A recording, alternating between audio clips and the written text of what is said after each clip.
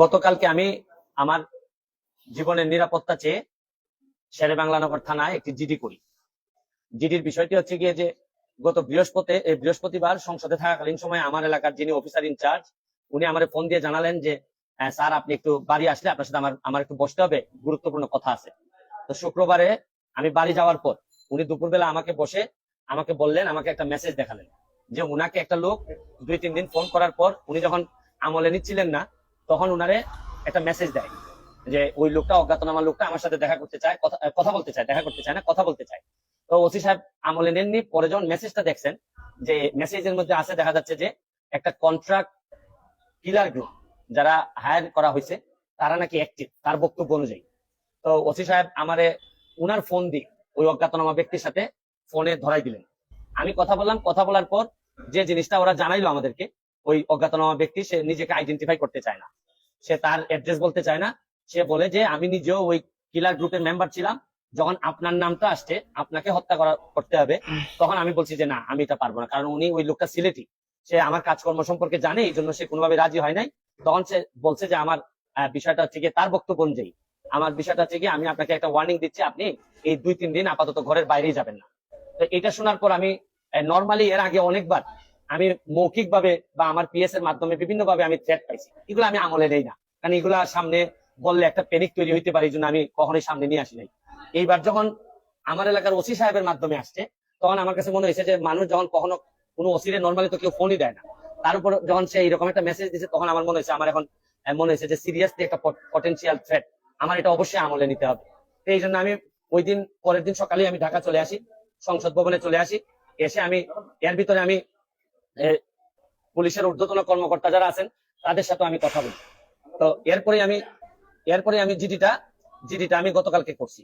কিন্তু আমার যে জায়গাটাতে, আসসালামু আলাইকুম সম্মানিত দর্শক, নিউজটা দেখার পরে এত একটা কষ্ট লাগলো, এত একটা খারাপ লাগলো, এমন একজন মানুষের প্রতি মানুষের এত হিংসা বা এত ক্ষোভ।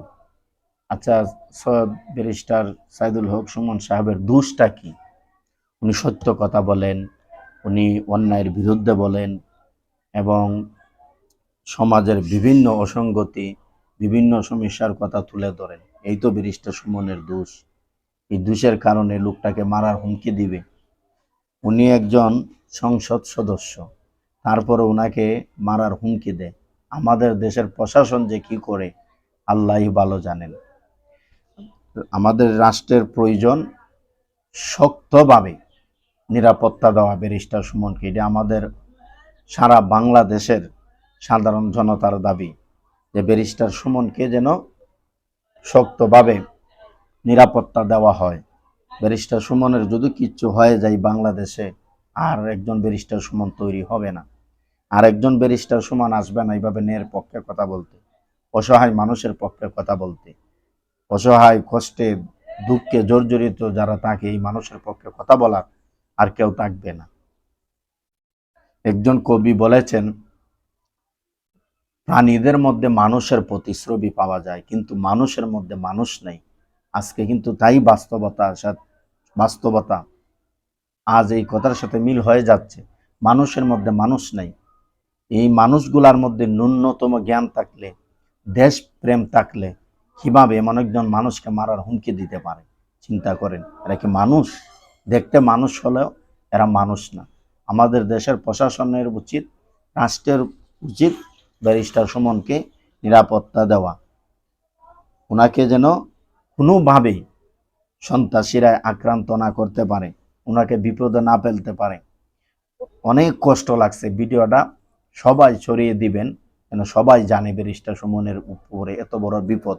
আমরা দোয়া করি আল্লাহ তাআলা যেন তার এই বিপদ থেকে তাকে রক্ষা করে এবং দুষ্ট মানুষের দুষ্টামি, খারাপ মানুষের খারাপি থেকে, বিপদ আপদ, অ্যাক্সিডেন্ট, সন্ত্রাস, এগুলা থেকে যেন আল্লাহ পাক ব্যারিস্টার সৈয়দ সাইদুল হক সুমন সাহেবকে হেফাজত রাখেন। অনেক গরিব মানুষের উসিলায়, অসহায় মানুষের উসিলায় আল্লাহ যেন তাকে নেক হায়াত দারাজ করেন। সকলে ভিডিওটা শেয়ার করে দিন, লাইক দিন।